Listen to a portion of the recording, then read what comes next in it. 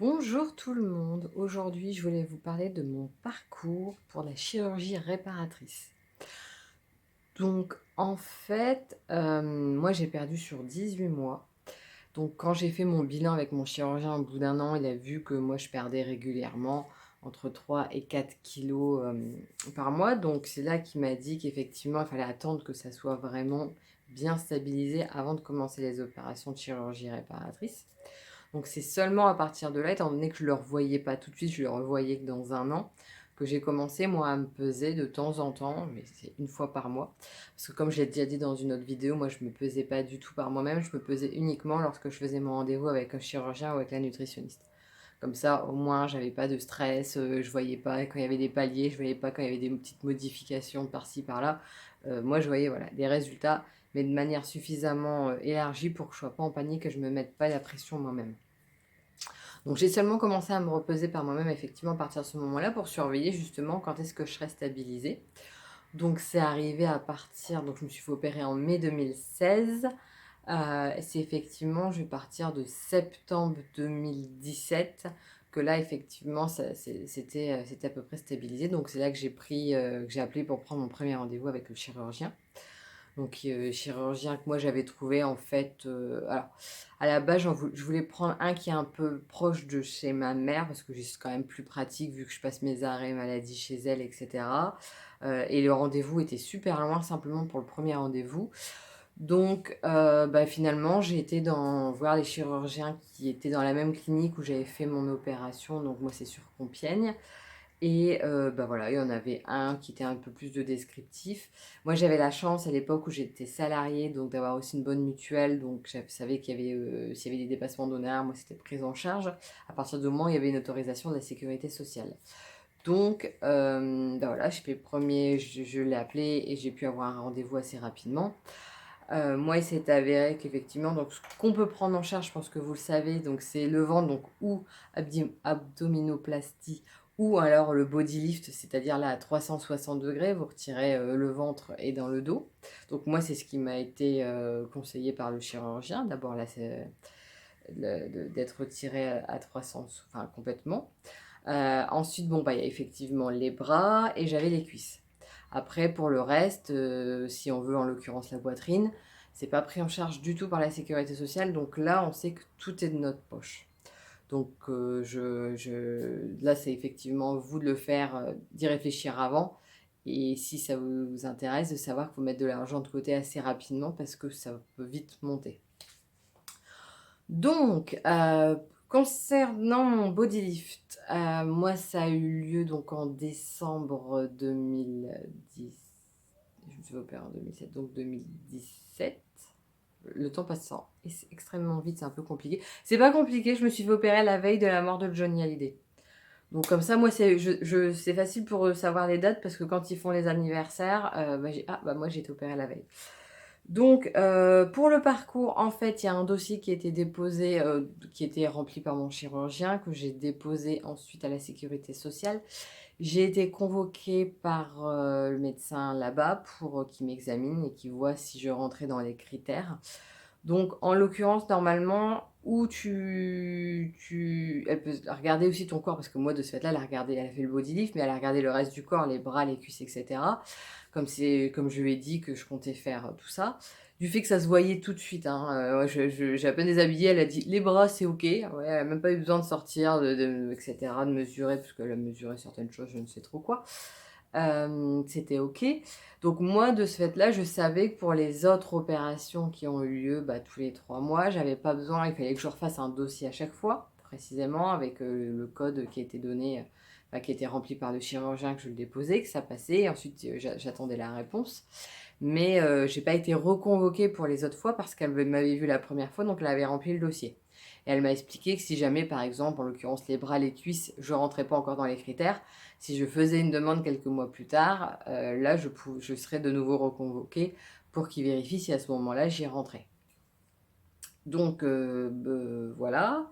Après, les démarches habituelles, hein, tu fais la demande à la mutuelle pour que ce soit pris en charge, tu remplis avec la clinique pour réserver ta chambre, etc., etc., etc.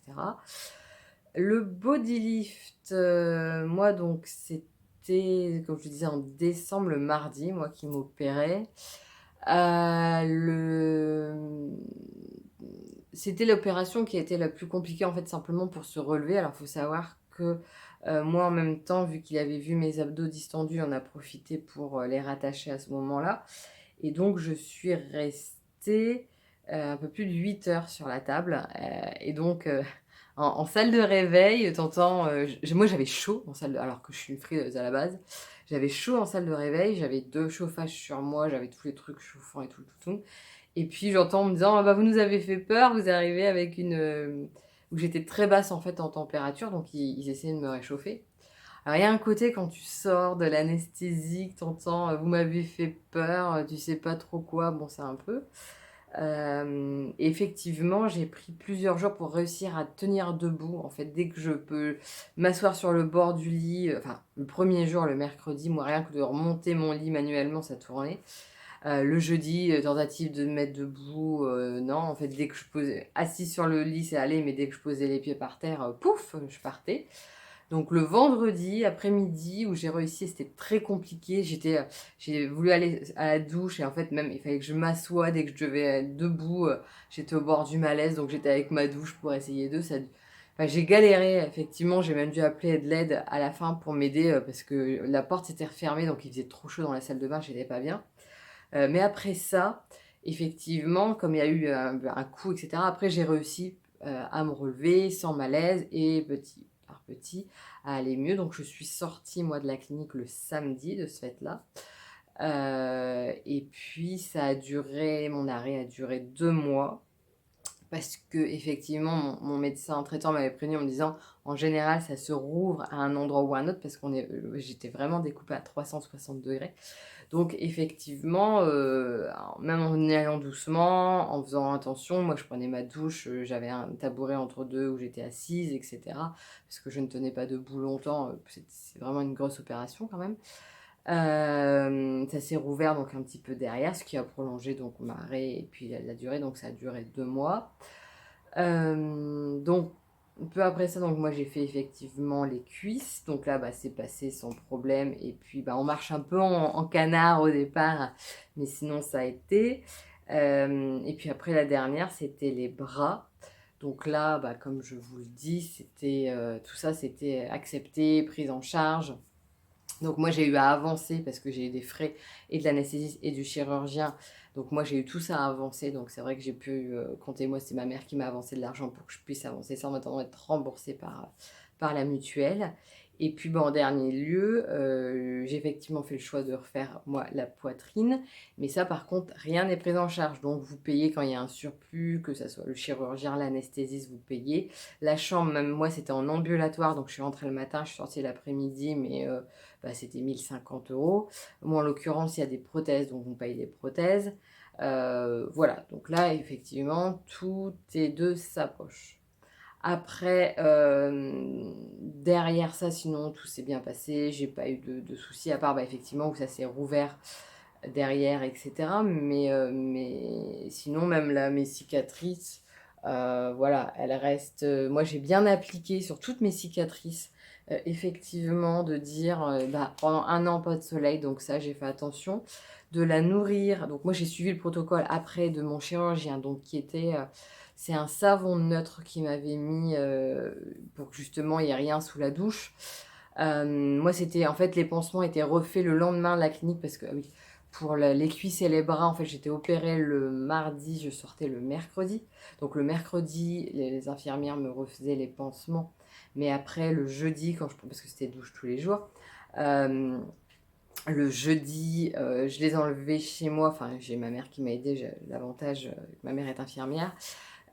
Et après, c'est vrai que j'avais pas d'autre aide à domicile, il n'y avait pas d'infirmière à domicile, etc. Parce que le but, c'est que même quand on se lave, etc. Après, il n'y avait plus de pansement et que c'est après bah, que c'est moi que j'avais une pommade, etc. à mettre, mais au moins ça me remettait en contact avec mon corps.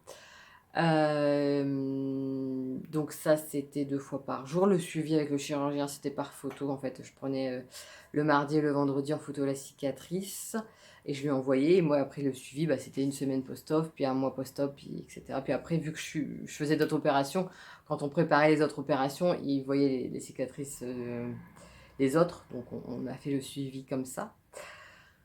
En termes de douleur, bon bah ça dépend de chacun, hein. C'est vrai que moi les antidouleurs pour mon body lift, ça me rendait malade, donc je suis sortie de la clinique sous Doliprane. Et j'ai très vite arrêté de toute façon les médicaments trop forts parce que ça me donnait la nausée. Par contre, j'ai repris des médicaments un peu plus forts quand même pour les cuisses. Parce que c'est vrai que dès que je devais me lever, surtout le matin, etc., ça tirait. Donc là, j'ai demandé des médicaments plus forts que le Doliprane.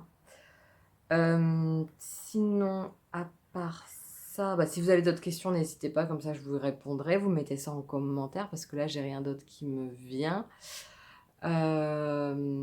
Oui, donc après, donc je vous disais, une fois que c'est cicatrisé, que c'est refermé du moins, après pour bien nourrir ma peau, moi je mettais de l'huile biole, donc deux fois par jour, matin et soir, puis après une fois par jour, une fois tous les 2 jours, etc. Et je ralentissais. Donc moi tout est ok là-dessus. Voilà, bah, je vous souhaite une excellente journée, puis comme je vous l'ai dit, si vous avez des questions, n'hésitez pas à les mettre en commentaire. Si c'est plus personnel, vous pouvez m'envoyer par mail. J'ai mis le lien sous la vidéo. Dans tous les cas, si ce n'est pas déjà fait, n'hésitez pas à vous abonner. Et si vous connaissez quelqu'un que sa chaîne peut aider pour répondre à des questions, pour avoir des informations, pour quoi que ce soit, n'hésitez pas à lui partager. Bonne journée!